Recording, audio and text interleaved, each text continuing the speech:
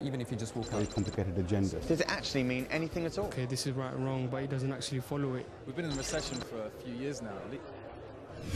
Real stories. We learn from one another. Real issues. Is Islam a threat? And real views. This is Real Talk.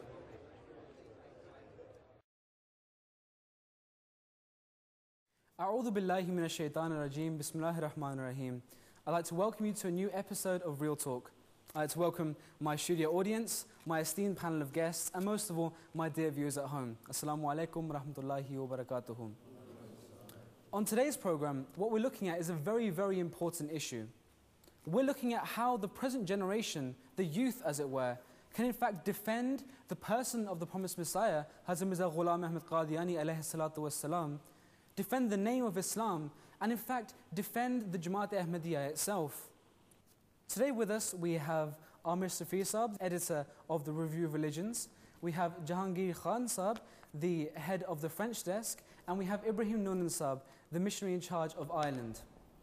Now, to get the ball rolling, obviously to understand the fact that we're defending the Jamaat, to understand the fact that there are allegations against the Jamaat, we must first understand what are the core concepts of the Jamaat, i.e. what is it that we actually believe in? Noonan Saab, in a nutshell, could you explain what is it to be an Ahmadi? Why do we believe in? What do we believe in?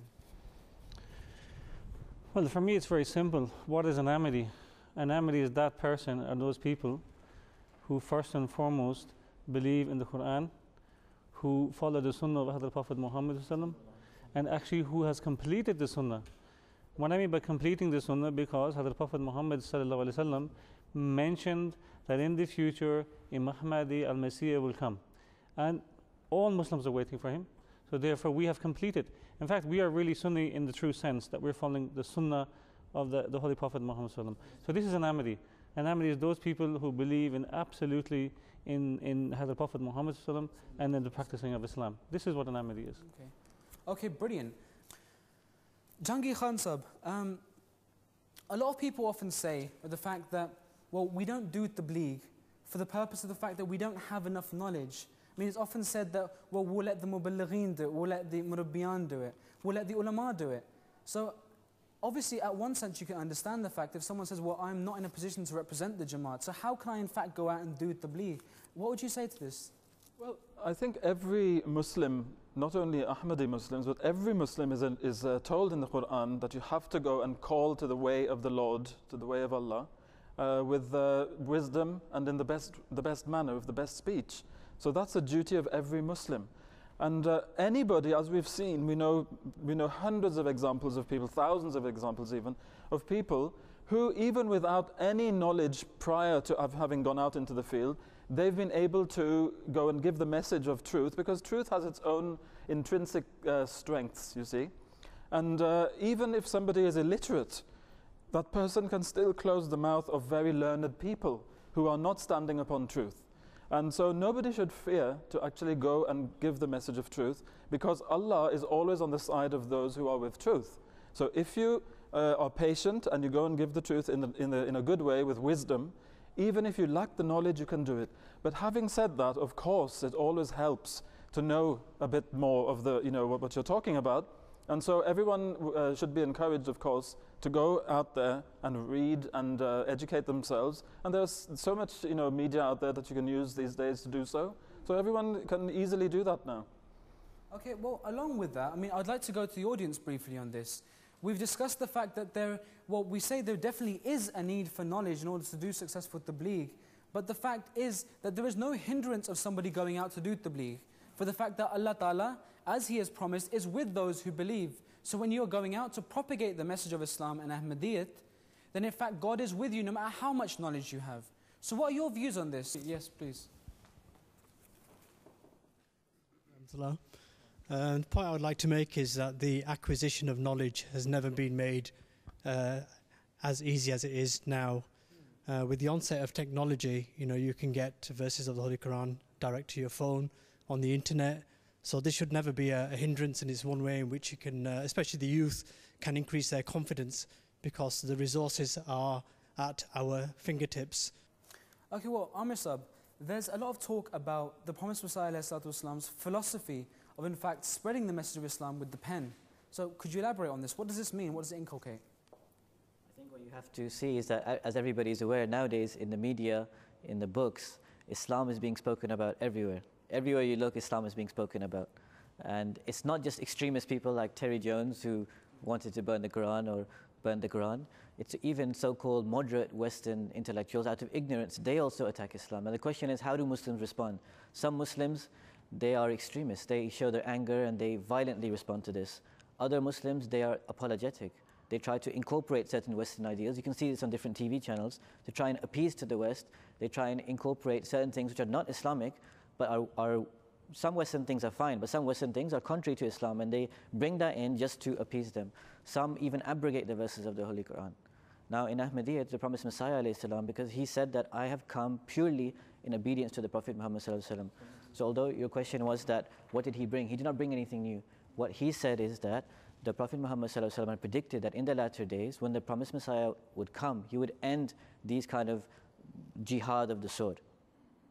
And he said that it would be a time of the jihad of the pen. And this is mentioned in the Holy Quran as well. There are different verses which refer to the Islam being spread through the pen. And you must have heard the famous hadith of the Holy Prophet ﷺ that the ink of the scholar is holier than the blood of the martyr. So the fact is that the promised Messiah ﷺ, he referred to that verse in the Holy Quran that said you should respond to attacks against Islam in the way that those attacks are being made. And in this time, there are wars going on, but they are political. The actual attacks, which you see on TV, which you see in magazines, which you see in books everywhere, they are being done through literature. So this is why the promised Messiah ﷺ, he said that God has called me the Sultan al-Qalam, the king of the pen, and also the Zulfiqar Ali. He had the sword of Ali. So what did he do? He literally defended Islam through the pen. Himself, he wrote more than 80 books over a period of 26 years. And during a period of, I believe, perhaps 7-8 years, he responded to 90,000 letters. These letters, he by hand responded to every single one. That amounts to about 1,000 in a month. And he himself would go, he had no secretaries at the time. He himself responded to all these, and these were all against, in defense of Islam. This is aside from his debates that he used to hold and the books he was writing. And this was at a time when Christianity was at its peak in India. And so what we're going to do is we're actually going to come back onto this, because obviously this is, we know the fact that this is an absolutely immense topic to actually touch upon. We know about the contributions that the Prophet ﷺ did in that time, about how the Christians were coming up and attacking Islam, and how the Prophet ﷺ in fact actually came back down and answered these allegations. But Jahangir Sahib, how can the youth actually become more involved in this? I mean, we're talking about the Sultan al-Qalam, we're talking about the answering the jihad with the power of the pen, about the ink of the scholar. But how, in reality, can youth sitting at home, sitting on their sofas at home, how can they involve themselves in this jihad? Well, as has already been said by my distinguished colleagues here, there are a lot of means, at their disposal already that they can use. And the first one they need to do is to listen to the khutbah. If you can listen to Huzur's khutbah every Friday, that's still something you're going to be getting. You'll be getting 1 hour of a lecture on some topic which is important for the time. So if you can just sit and listen, then you're already getting that.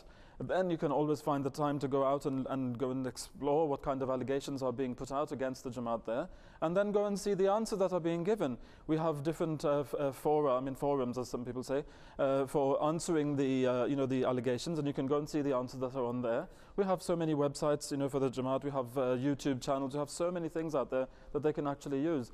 I just wanted to say one word about the actual role of the Promised Messiah, which is very misunderstood by non-Ahmadi Muslims in particular. You see, usually they'll come at us and say, but we already have Allah, we already have the Rasul sallallahu alaihi wasallam, the Prophet Muhammad sallallahu alaihi wasallam, we already have the Quran, Islam is already complete. Why do you need to have an Imam Mahdi? Why do you need to have a Messiah? Why do you have to have all this? So the Promised Messiah alayhi salam, in one little sentence, he explained the whole thing. He said that when Muhammad sallallahu alaihi wasallam came, he came for the completion of the Sharia. He came to complete the code of law for Islam. He said, I've not come to complete that, that's already completed. He said, I've come to complete the propagation of that in the world. And this is his role. He is going to take the perfect, complete thing and bring it perfectly and completely to the rest of the world now. So that's his role. Okay, so we've talked about the takmil-e-irshad, the actual completion of the propagation, as it were, and the publication even of the message of Islam. Ibrahim Noor Sahib, regarding the involvement in how youth can get involved in tabligh, in this jihad of the pen, as it were. What do you have to say about this? Could you elaborate on any of the points? Well, I think they're already doing it. Many of them are doing it. They're doing it on internet. They're looking at these things. And that's a good way of doing it. But I actually believe that, coming back to something earlier, which I wanted to make a point on, is on the issue of knowledge. Knowledge is important at a certain point. There's no doubt about that, because you're going to come across people who may have certain knowledge, who may have done certain research, and who will hit you with verses of Quranic verses or hadiths and things like that. But you don't need knowledge to start doing tabligh. You need faith. You need absolute faith in your heart that Hazrat Masih al-Islam is that very person. That's a very important thing you must understand. When you step outside your door, you shouldn't be worried about other people. You just put the trust in Allah. And that goes with your writing abilities as well. If people have the ability to write, because there's many khuddam, many lajna who have that ability and power of writing. I know 2 or 3 of them who are brilliant writers. They should be getting involved in this side by writing articles or into newspapers and just putting their points. I mean, it's an easy thing to do. That's all they have to just start writing. Yes. Local newspapers, national newspapers, and start doing it. Okay, brilliant. Many of us here, in fact, have converted to Ahmadiyyat, as it were. So I want to know about, what were your stories? What happened to you? What inspired you to accept and come into the fold of Islam? Can I start with you, please? Assalamu alaikum. Yeah, my name is Yusuf. I'm from Ireland, and I converted to Islam in 2005. I'm a lover of books, and I like reading, and obviously books are a way to convey ideas. Every concept which we have, capitalism, secularism, feminism, all of the popular concepts come from books. They're a way of conveying ideas. Yes, so books are very, very powerful, especially in this age, the time of the promised Messiah alayhi salam. The printing press came into being, and books were spread abroad. And we saw the last century was a century of ideas and a struggle of ideology, which is going on now. And I've read so many books in my life, and I have to say that the words of Mirza Ghulam Ahmad Qadiani alayhi salam, the promised Messiah, they are life-giving words.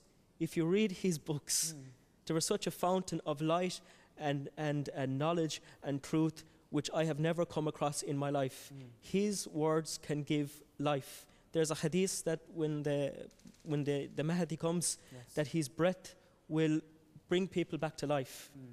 And his breath and his words and his legacy saved me from the wrong concepts of Christianity, the concepts which were suppressing my fitra and my humanity, and were keeping me away from fulfilling the goal which I was created for, to come close to Allah subhanahu wa ta'ala. And he freed me from the bondages of all of the wrong concepts. And I owe him my life, I owe him everything. And as a Christian, I can definitely say that he has 100 years ago, when he wrote those books, he has destroyed, completely finished, ended the concept of the cross. He has destroyed, he has saved the understanding of the personality of Hazrat Isa alayhi salam.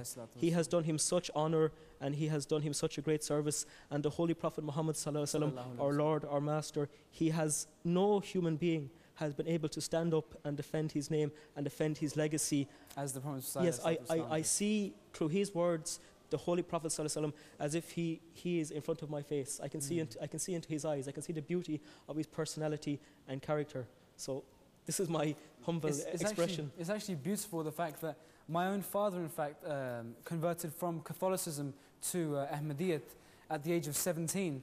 And it's beautiful how whenever I hear a convert speaking about how they converted, it's beautiful how the one thing that they all say is that the words of the promised Messiah and the message that was put across by the promised Messiah was so beautiful that it literally drags you towards it, that you can't, even if you want to, you can't stay away from it.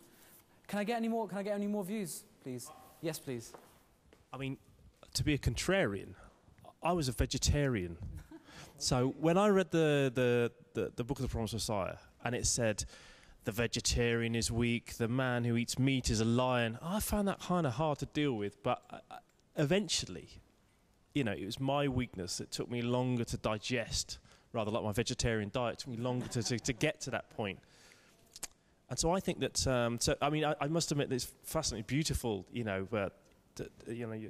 story. And I think that it took me longer maybe because I had a lot of baggage maybe to go through, but I think it's such a beautiful, and I'm a scientist, right? So I like logic, And I was looking, and I was thinking, oh yeah, okay, so tell me more about this, reading this, and I had to pick through it. I went to Jalsa, and I went to Jalsa, and I saw all these people doing stuff, and the fourth Khalifa was talking about, and I think it was in 88, 89, and it was very windy, and the rain was lashing down, and he was putting all these tremendous, to me, they were sort of stories, or, were they coincidences? And so it was just it took me a couple of years, but I think it's a tremendous framework to live your life. Okay, brilliant. So we've instilled that confidence in us. We've understood now that we are able, in fact, to understand the beauty of Islam and the beauty of Ahmadiyyat. So when we've been brought to this Ahmadiyyat, when we've understood that how beautiful this actually is, it's obviously incumbent upon us to therefore then protect Ahmadiyyat if and when anyone alleges something against Ahmadiyyat. When someone accuses Ahmadiyyat, it's our responsibility, therefore, to be there and to be the guard against any allegations that come across. So this is where I'd like to come, especially to you. Jahangir Sahib, one of the most fundamental things that we often talk about is the finality of prophethood. In fact, this is maybe, as many people say, the actual difference between, the apparent difference between non-Ahmadis and Ahmadis. So could you elaborate on this, regarding the finality of prophethood? I'm glad you brought this up, because this is an issue which has only become an issue since the coming of the promised Messiah alayhi salam. It wasn't really an issue before. But we can understand the question in a sense that if you believe that the Prophet Muhammad sallallahu alaihi wasallam is the last prophet who's brought the last religion, the last law, then, and as we also believe, of course, then if somebody else says, I've come now as a prophet, I'm a new prophet, then obviously you'd be hurt by that, and you'd say, but how? How could somebody dare come and say that I'm going to bring something new? So we can understand how a lot of Muslims who hear that now there's another prophet who's appeared, they feel flustered by that, they feel angry about that even, because of their love for the Prophet Muhammad sallallahu alaihi wasallam. But unfortunately, this love is capitalized upon by the ulama who have got an agenda. And they use that love and abuse that love that they know the Muslims have to turn them against the Imam Mahdi alayhi salam, so that they don't accept him. And so they bring forward this big issue of Khatm al-Nabuwah, or as they call it, the finality of prophethood. Now, we have to say from the very beginning that whatever they throw at us, if they say that the Prophet Muhammad sallallahu alaihi wasallam is the last, we will say, yes, you're absolutely right. Why? We're not running away from that. Why do you think we're frightened of that? Yes. We also believe he is the last prophet. He is the very last prophet, Muhammad Rasulullah sallallahu alaihi wasallam, who was sent to bring a law to mankind. And he's also the last prophet to be made as an independent prophet, a prophet for all time to come. He's the last one of that type of prophet. The problem comes later. They say, therefore, since he's the last, Mirza Ghulam Ahmad of Qadian alayhi salam, he can't, well, they don't say alayhi salam, we say that, but they say he can't be true, because he says he's a prophet, and the Prophet Muhammad sallallahu alaihi wasallam said, La nabiyya ba'di, there's no prophet after me. They say it's so clear, Khatam al-Nabiyyin in the Quran, I am the last of prophets, so as they interpret it in that sense, that is the absolute last, there's absolutely no prophet after him. And on the other hand, he says, La nabiyya ba'di, there is no prophet after me. But what they conveniently forget while they're talking to Ahmadi Muslims is that they also believe that Jesus, peace be upon him, or Sayyidina Isa alayhi salam, he's going to be coming at the end of time, and he is going to come to bring Islam back to its former glory. He's going to save the Muslims. He's going to destroy all the disbelievers and do a whole lot of other weird and wonderful things. And they also know that he's a prophet. So the ulama are now in a fix. So they say, well, how do we hold these two contradictory beliefs in place, and still be able to sleep, quietly at night? So what they say is the genius, solution to this is that, well, you see, he's not a new prophet. He's an old prophet from before. So he came first. And so in reality, even if he comes later, he's not really coming after the Prophet Muhammad sallallahu alaihi wasallam, because he's been here all along. He was a prophet before. So then it doesn't make any difference. But as Hazrat Khalifa Rabi' rahimahullah said once, he said the problem is not that. He said the problem is, does the need of a prophet still exist after Muhammad sallallahu alaihi wasallam or not? Yes. Do you need a prophet or not? You have to resolve that. And we are absolutely sure where we stand, we're on a solid basis. Yes, there is a need for a prophet. What kind of prophet is another issue. We can go into that maybe later. But there is a need, because if there isn't a need, then why is Allah subhanahu wa ta'ala sending Jesus? Allah does not do anything for no reason. Yes. So if He's sending Jesus, that means there's a need. We agree on that. The non-Ahmadi Muslims agree on that as well. That is not an issue at all. But I think I'll stop here because we can explore other points later on. Ibrahim Sahib, well, we're going on to allegations. I want to come back onto allegations very, very soon. But I think something that we need to understand is, a question that often arises is, why is it that non-Ahmadis hate Ahmadis so much? What is it that we've done? Why is it that many Ahmadis, I can't say all Ahmadis, I can't say not all non-Ahmadis, but why is it that many non-Ahmadis have this almost intrinsic hatred for Ahmadis? Could you explain this? I think the most fundamental thing is that they believe in another prophet, that they say we believe in another prophet, and we give him such respect as a Nabiullah. This is probably the biggest area of hatred, is this area. Because as Mawlana Jahangir Sahib said, they love Hazrat Prophet Muhammad and indeed they should love him, and we love him.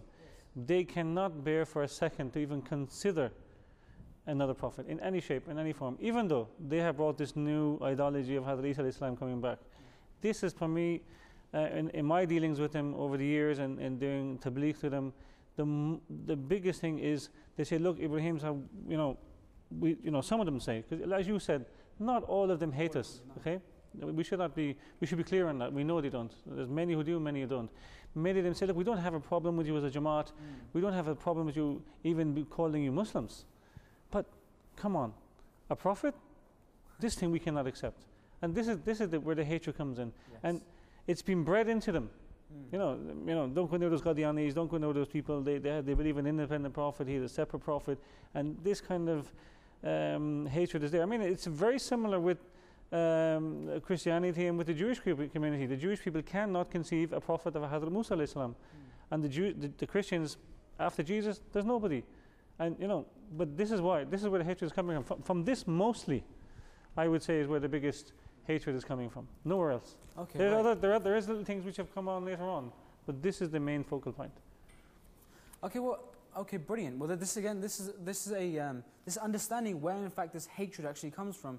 Now, bringing on from the hatred, I want to come to you, Amir Sahib. Something that often is raised against us is the fact that they say that Ahmadiyyat, in fact, isn't a Jamaat, isn't a community. Ahmadiyyat is a cult. Categorically, in every sense of the word, Ahmadiyyat is a cult. And what it does is it brainwashes people from a young age to believe in something which is absolutely non-Islamic whatsoever.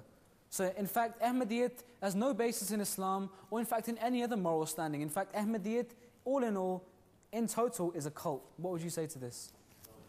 I think that we have the evidence here. Some of our esteemed guests have given their stories about how they spent so many years studying rational arguments to join. I mean, are they, God forbid, calling these people liars? I mean, you can see them. They seem like very enlightened people to me. So, I mean, the fact is that this is a lie. There is no basis for it. The thing is that the opposition to the Jamaat has been coming since the time of the Prophet's Messiah. One by one, we demolished their arguments. They have no basis for their allegations. They always try to pick on things. We always demolish them. Then they try and shift the ground. So when the theological debate cannot be answered, when this debate cannot be answered, they try and bring out new things, like now Jamaat is a cult. These are has very loose foundations. The fact is, Jamaat Ahmadiyya, as everybody here knows, we're one of the most open Jamaats. We invite everyone to all our functions. We are so open in the community. I don't think, yes, and I don't think there's any other community, Muslim community, that invites people in the society of all denominations openly to their thing. The other thing is that one of the allegations they make is that, for example, they say that we're a cult because somebody who leaves Jamaat, then we harass them and things like this. This is one of the things they say. But the funny thing is that the majority of Muslims believe that if somebody leaves Islam, he's wajibul qatl, he's liable to be killed. This is the belief of so-called peace-loving Muslims. If you ask them, what do you believe if somebody leaves Islam? He's liable to be killed. Not just believe, in fact, they act upon it as well. Yeah. The fact is that across the world, there are countless numbers of evidences of this fact, that when somebody has in fact left Islam, we have people burning churches, we have people burning people alive, stoning them to death, we have all of this. So, I mean, yeah, exactly. Sorry, yes. Make a point? This is a very important point. You see, I'm a convert to Islam as well. And I remember my father had the same opinion, not so much that the Ahmadis were a cult, but I was brainwashed. Some magic was being put on me. and I converted to Islam. But it was an incident at my home with my family, me and my wife and my children, when we were offering salat in my parents' home. And my whole family were there. My sisters, my brothers, they're in the next room. It was, like you hear the voices, then the voices got low because they heard the salat being recited out loud. It was after that, when everyone went home, and my father came up to me and he said, "Today, I saw that your life and your family's life is more meaningful than my own life." So they saw that this wasn't, I couldn't be forced to do this. Nobody could be forced to make that effort of going into prayers and going before Allah. So this is just an absolute nonsense that Ahmadis are a cult and we're forced. You have converts here. We're not forced into this. We willfully and happily came into Islam. So I want to take that. I want to actually ask them. This comes on very nicely. I want to ask the converts that are here today. Have you actually heard about this, the whole cult, this allegation that Jamaat Ahmadiyya is a cult? Can I get your opinion on this, please?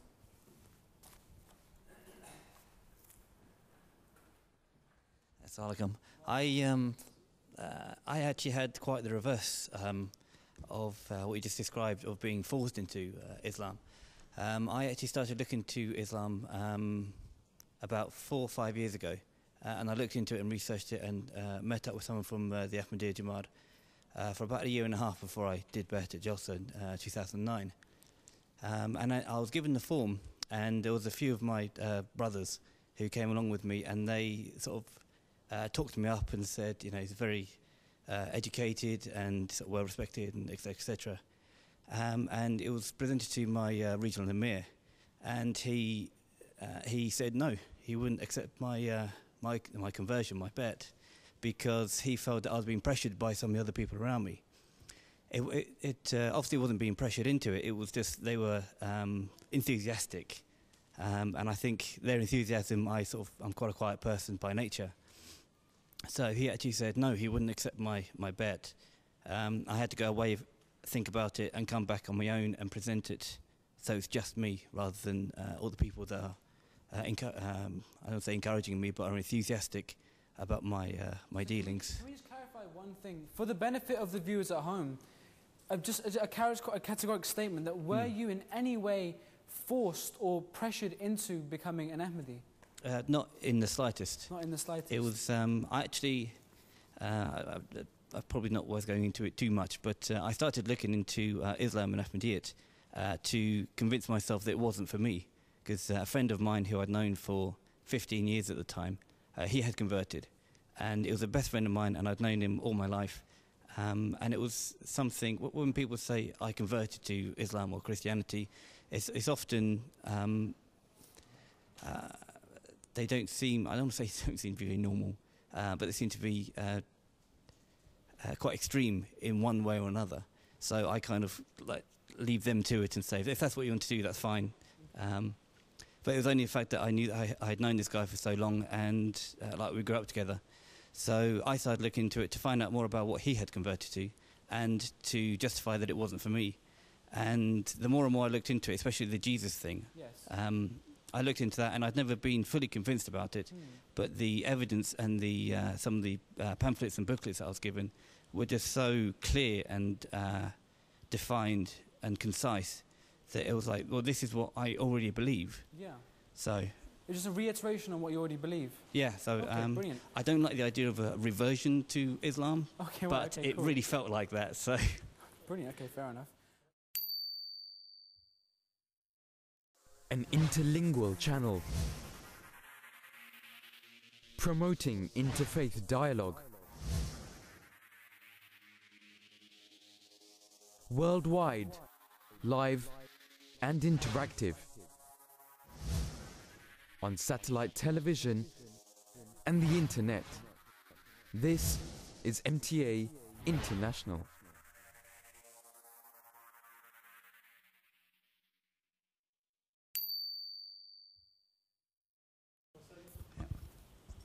One thing that I would say that, like when they say cults, I see cults as the moon is, and someone's ripping off loads of money and living in luxury while their followers are living in penury. Yeah.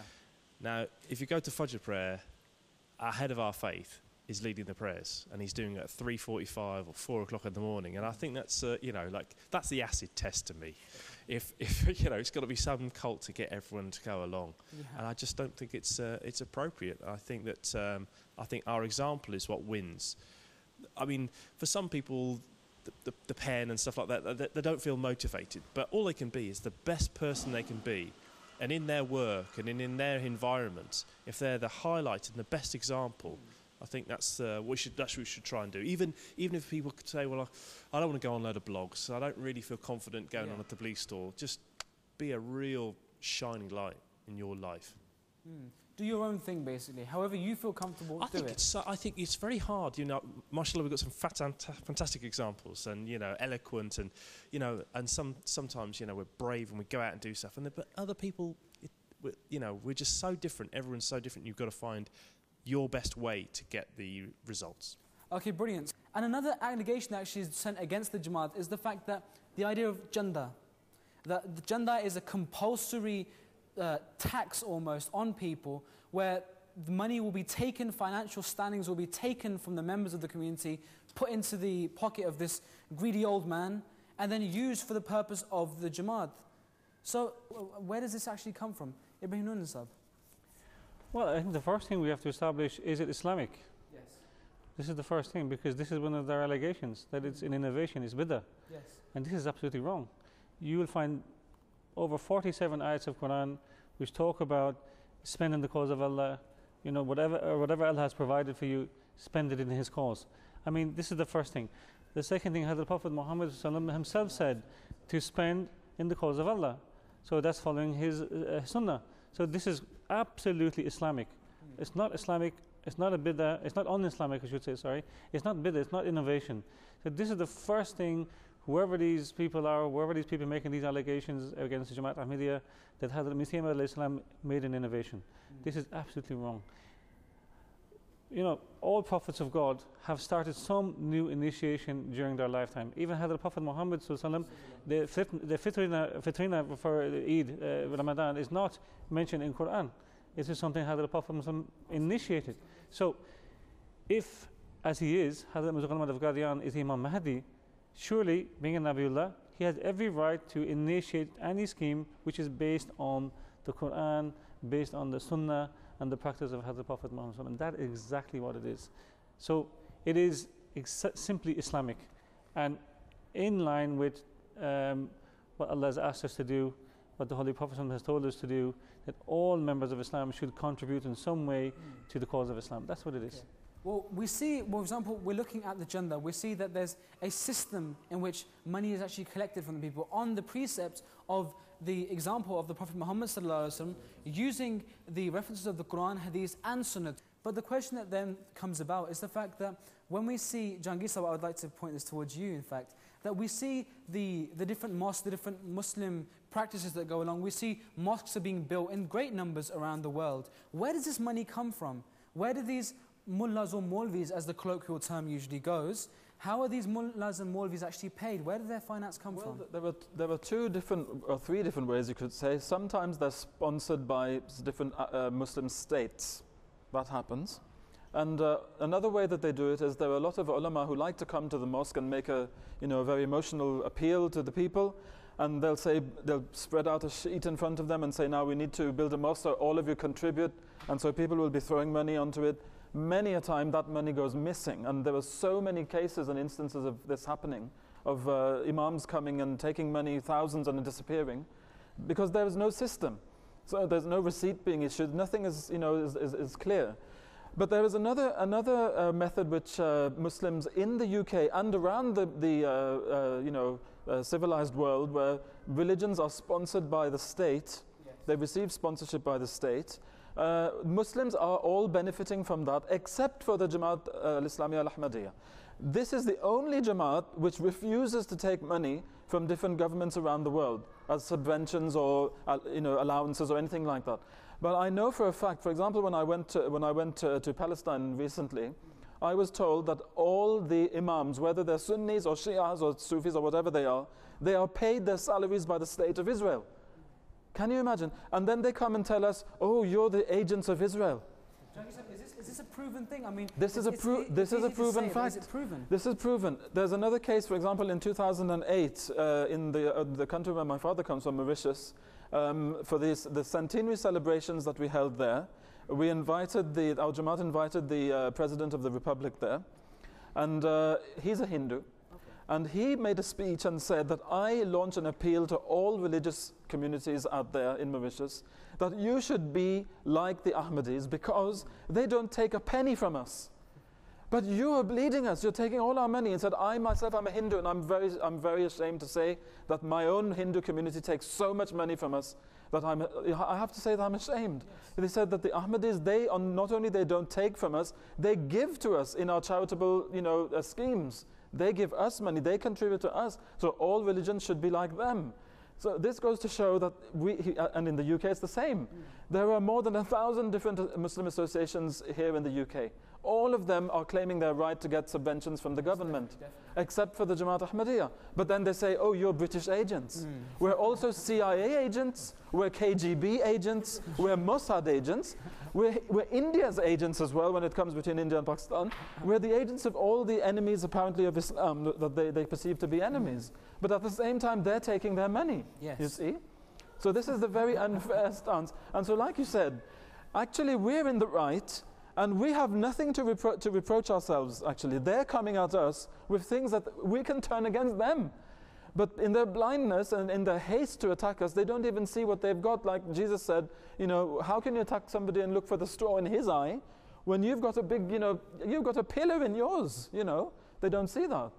Very convenient, isn't it? There's something that often is talked about with the word dawa. Well, we go onto the Muslim channels in Sky, we look frequently like the 700s, and we come across all these different channels, and there's, do the dawah for this, give the dawah for that. I mean, what does that actually mean? There's so many appeals for mosques with the word dawah on. What does that actually mean? I think dawah actually means propagation in tabligh, if I'm not mistaken, right? But calling to Allah. Calling to Allah, yes. But the thing is that they are appealing for these mosques and these things. Yeah. The fact is that we are not sure where that money goes, like he was saying. But with us, we have a very strong system of accounting and auditing. And because we are registered charity, every single one of our transactions, our income, our expenditure is recorded, and that can be seen by the public. And this is around the world. I believe there is no other Muslim community we can say exactly where our money is going from here to every other country. And in terms of those people who make these funds, we are not sure where that money goes. But with Jamaat Ahmadiyya, we can see that, for example, just with the mosque, we've built thousands of mosques around the world. Apart from that, we have even this channel, MTA, this is the first Muslim TV channel. We have 3 channels now. We have the magazine I'm working for, Review of Religions, which goes around the world. In Africa, we have the Nusrat Jahan scheme, which is opening up hundreds of schools for Ahmadis and non-Ahmadis. There's no discrimination between color, class, and creed. There's ministers, even now, Christian ministers, who have taught in these schools. We have hospitals opening all over Africa. We have clinics, we have eye hospitals. Then we have funds to help what our Khalifa have said, that we will not let a single child in Jamaat go uneducated. So we have a bursaryship, a stipend for anybody in the Jamaat, that we will not let them go uneducated. Similarly, we have the Maryam Fund for people who cannot get married. We don't let anyone go unmarried. We have a fund for the martyrs' families. All this money is being spent. These funds and things merely for the betterment of people.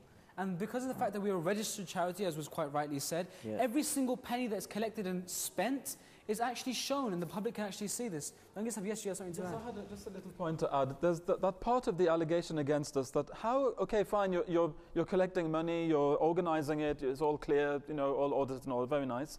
But it's also obligatory. And that means that if you don't pay, then there'll be sanctions. Now, there's a point which has to be understood by everybody. Ahmadis, of course, understand that, but the non-Ahmadi people don't. And it's that you can be a believer in the promised Messiah, the Imam al-Mahdi alayhi salam. You can believe in him. But he also launched an organization, a movement for the propagation of Islam. And in that propagation of Islam, there are, for example, missionaries sent out. They need to live, they need to eat, they need to have transport. You have to publish books all the time. The money has to come from somewhere. So if you want to be part of the nidam, of the organization, if you want to be part of the movement, then the condition is you have to contribute to it. If you don't contribute to it, then you can't be a member of that. You can be an Ahmadi Muslim in your iman, in your faith, but if you're not contributing to the nidam, then you can't be part of the organization. And there are sanctions for that, of course. Just as in the case of, for example, when the Prophet Muhammad sallallahu alaihi wasallam, when people think that he was asking for money and that it wasn't obligatory, it was obligatory.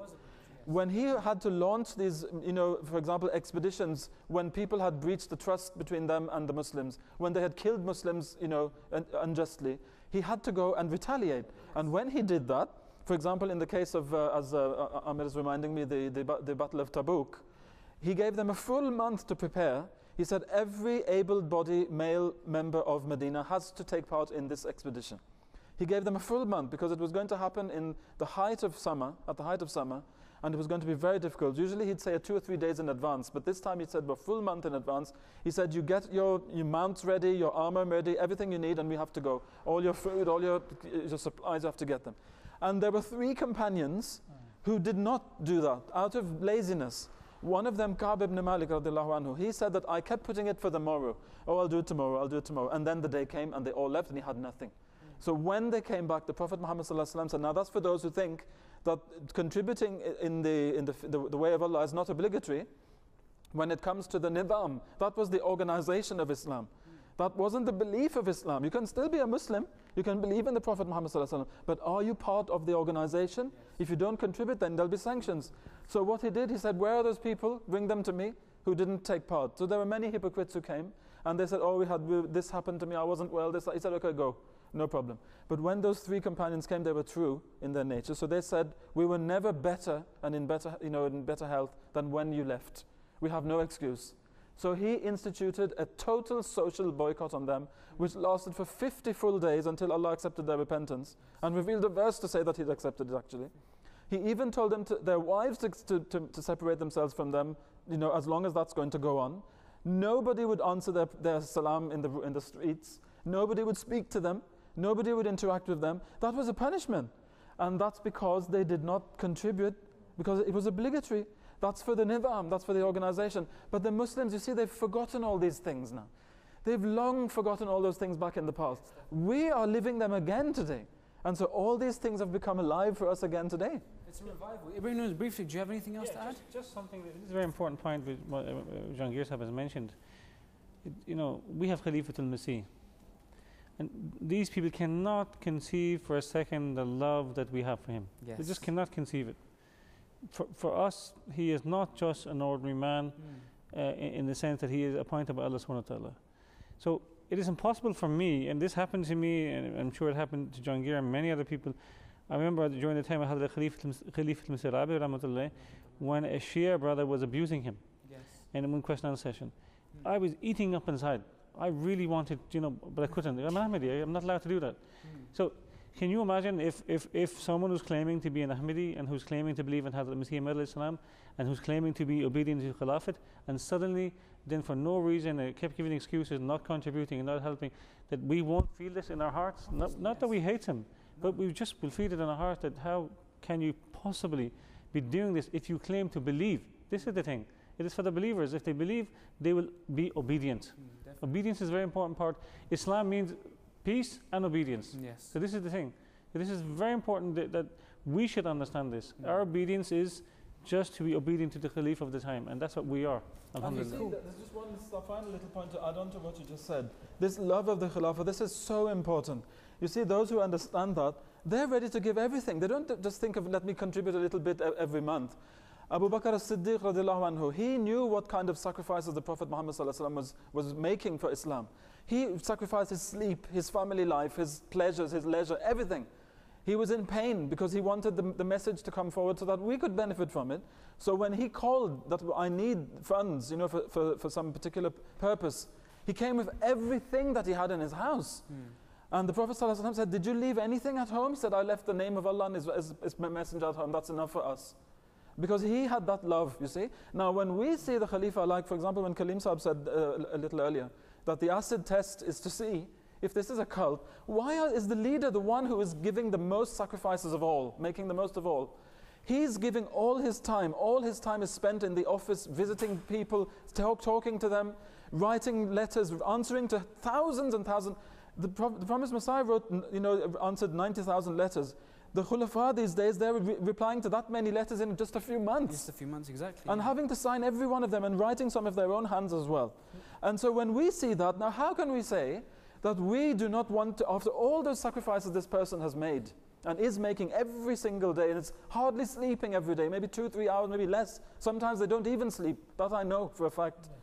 They're doing that. How can we say that we don't even want to give a little bit to contribute to help him in the plans that he's putting forward? I want to make this mosque, I want to publish this book, I want to send a missionary to this new island that hasn't ever had personal needs. It's for the propagation of Islam. Exactly. Can I have any more views? I mean, I've talked about. Okay, brilliant. Yes, please. You. Yes, please. I just wanted to mention something. What Imam Ibrahim was saying. One experience I had about the Khalifa of Islam, about Hazur, may Allah strengthen his hand, is that on one occasion when I went to see Hazur for a meeting for Malakat with him, because he's so accessible, any Ahmadi can meet him and sit with him. And I was so overwhelmed by his presence that I began to cry, and I was saying, Hazur, I love you, I love you, I love you so much. And Hazur said, in such humility, love me for the sake of Allah only. That he wanted to teach me this thing and put it in my mind, that when you say you love me, don't put me in a position, you know, that's more than me being a servant of Allah. Yes. Love me only for the sake of Allah. And this is the personality and character of How can you not love someone like that? Even Even if he wasn't appointed by God, how can you not love someone that's like that? Forget even the fact that if he is appointed by God, that in itself is something which demands our love and respect. The fact that such a beautiful person, just of his characteristics, how can we then not listen to him if he asks us to do something? Also, one thing to prove that we are selfless, and also linking back to the brainwashing thing, is that in the Jamaat, normally in any institution, if you do something wrong, they fine you. In Jamaat, our rule is that if you do something which is so far removed from Islam, so far removed from the traditions of the Jamaat, our penalty is we will not take your chanda. Yes. So if it was the case that we wanted it, why would we do this? We are saying that if you do something wrong, we don't want your chanda. Because the reason, going back to what you were saying, is that the promised Messiah Islam has explained this. He said this allegation was put on the Prophet Muhammad sallallahu alaihi wasallam. People asked him that, why is he asking for money? He's a prophet, why can't God just help him? And he explained that the reason why is to put blessings in people's donations. It's for them to reform, because as Ibrahim Saab said, there's more than 40 verses of the Holy Quran instigating financial sacrifice. And it says that when the promised Messiah would come, he would distribute wealth. Yes. And this wealth, as you said, selflessly we are distributing all over the world in every direction. And actually you shouldn't be afraid. You should ask the non-Ahmadis, what are they doing with, they're sitting on these oil reserves all around the world. What are they doing with that money? Just one example, the translation of the Quran. We've translated in, I think 70 languages now. Yes, since the outset of Islam, since Islam began, nobody has translated it in more languages than we have. Now what are these people doing with all their money? They're sitting on these huge treasures of resources. What are they doing with that money compared to this tiny community of just 120 years, a small amount of numbers, and we're already starting a revolution in the world.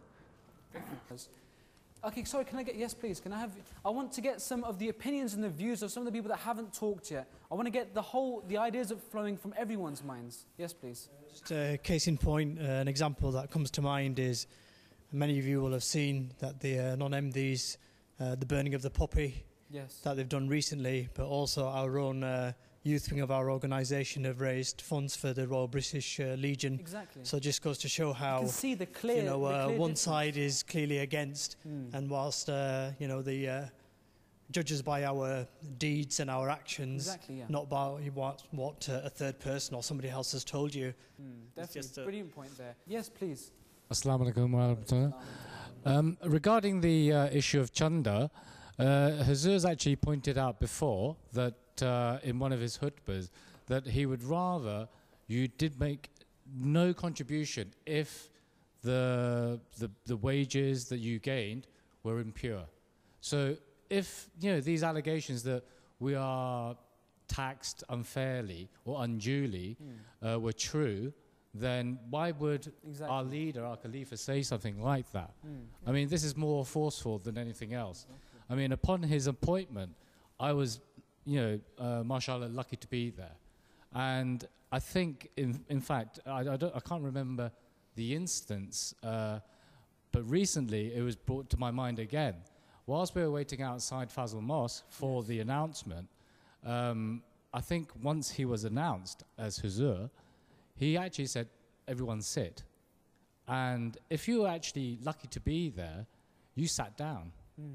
Now, for me, okay, if you're an outsider looking in, you'd think these people are actually brainwashed and under mind control. That's how but we no, sat down, wasn't it? What it was that it was a complete union amongst all the people there. I'd like to make a point here, taking up on what Maulana Ibrahim Sahib had said a little earlier and what you're saying just now, Talib Sahib. It's that, you see, if we were brainwashed, then we have to see who's doing the brainwashing as well. When the people are coming together to elect the Khalifa, many of those people are coming, you know, with absolutely no knowledge of even who's going to be sitting there in the electoral college. And that was the case of the then Amir Sahib of Mauritius, who was, you know, just got on the first flight, came over, and on the way, he told me himself this, and it's actually been recorded in the history now as a true event. He said that I didn't know who I'm going to vote. He said, I don't even know half the people there. He said, I was praying to Allah on the way, oh Allah, who am I? I'm going there and I don't know those people. Who am I going to elect? He said, while I was praying, I fell asleep. And he said, when I fell asleep, I saw a name. A name was shown to me. He said, I woke up and I didn't do anything about it. He said, then I fell asleep again and I saw the same name again. So when I woke up, immediately I wrote it on a piece of paper, sealed it in an envelope, woke up the Sadr Khuddam from Mauritius who was sitting beside him, said, could you keep that for me, please? I might need it later. Don't open it. He said, okay, fine. Put it in his pocket, went back to sleep. And then he said, we went for the election. The election happened. I elected the person who became the Khalifa. When we came out, he said, I called the Sadr Khuddam. He said, could you open the envelope and tell me what's written on this, please? He opened it. It was written, Masroor. He said, I had not even heard that name previously. We don't have that name in Mauritius. Well, now we do. Some young people are being called the name now. But before we didn't even hear that name. But he was told that name. Now, who is brainwashing here? Now, I've said this to certain non-Ahmadi friends, and they say, oh, it was Satan. You see, this is they are brainwashed. They are so brainwashed against the Jamaat that even the truth, when it comes to them, they can't admit it. They can't accept it. So it has to be Satan. So what's Satan getting from that? Means that what they're saying is that if a person sincerely, humbly begs Allah to guide him, Satan comes in and guides him. So that's their Islam, but that's not our Islam. In our Islam, Allah is all-powerful, and He does answer the prayers of those who call Him. Ud'uni astajib lakum. Call me, and I will respond. That's what Allah says. Satan does not say that. Okay, well, we've actually come right to the end of the program now. So I just want to get very, very brief last comments from someone in the audience that hasn't actually spoken yet. Please, yes.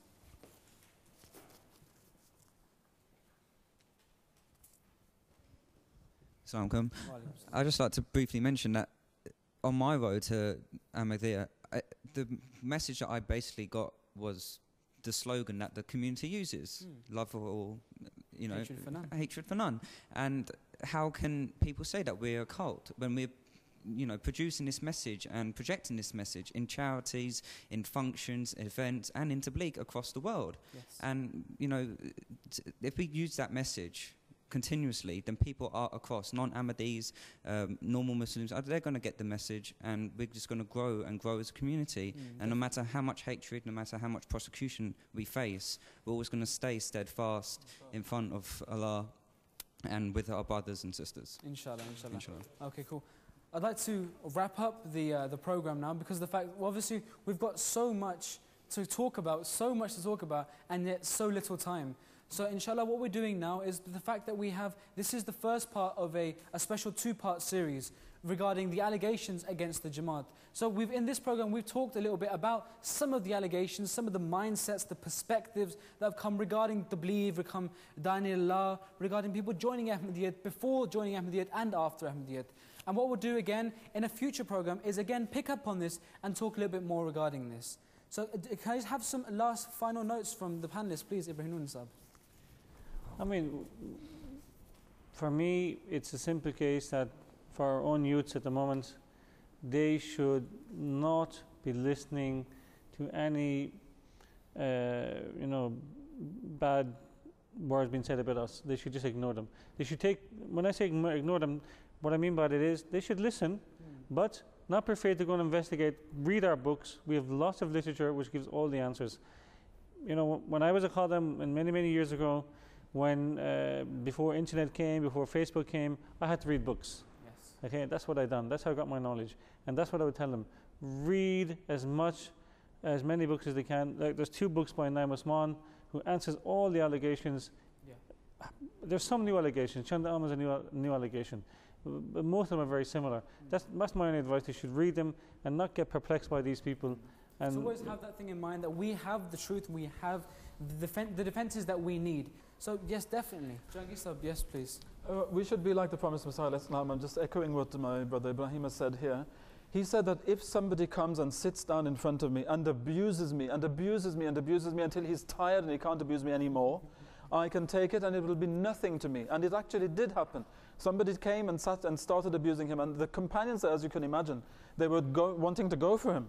But he held them all back. He said, please continue. So he continued abusing. And then he said, do you want to do a little bit more? So he did a bit more. Until the person was completely tired and he left. And then they were all amazed at how could the Prophet take all that abuse? Because only somebody who is so sure that he's standing on truth can take that. Definitely. And this is how we have to be. All the answers are there. So whenever you see an allegation, although sometimes they're put in such a way that you go, oh my God, is that true? It could seem very true. But you should always be in the mindset that I know there's an answer to this. Here's a new allegation. It seems like there's something in it. Let me go and investigate. Then you have the books. Then you have the programs. If you don't find the answers immediately there, you always have your missionaries, you have your local presidents, and you can even come and see the Khalifa in person, especially here in the UK. You have that opportunity.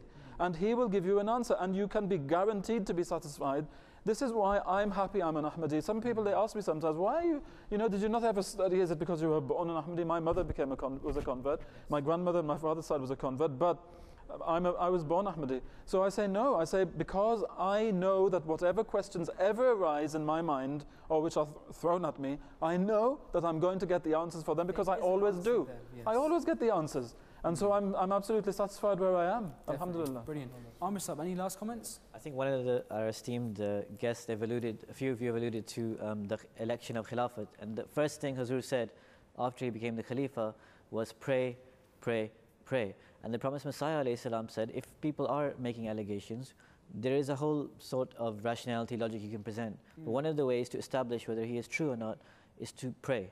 And this is, recently Hazur gave a khutbah and he related so many incidents of people who were missionaries in different countries, said, okay, you know, you have this debate, it doesn't seem to be going anywhere, just pray. You believe in God, we believe in God, pray to God, but the condition is, it has to be sincerely, without any kind of ulterior motive, without any kind of arrogance, without any kind of already a decision made in your heart. And so many people, they came to Ahmadiyyat in this way, because they prayed sincerely for a concerted period of time, and they were showed clear signs that the Promised Messiah ﷺ is true. Sometimes the Holy Prophet Muhammad even himself came in their dreams and told them, accept this person, he is true. And he himself said that Satan cannot impersonate me. So Satan cannot come as Shaitan, can't come in the form of Muhammad in a dream. So it has to be true. And this has happened to thousands of people all over the world. Inshallah, we'll continue this discussion in a further program. But for now, due to lack of time, I'd like to wrap up this conversation, and I'd like to thank my studio audience for being so wonderful today. The esteemed panel of guests, as always, Amir Sahib, Jangir Sahib, and Ibrahim Noon Sahib. And I'd like to thank you at home for watching us here today. Until next time, fi manillah, assalamu alaikum wa rahmatullahi wa barakatuhu.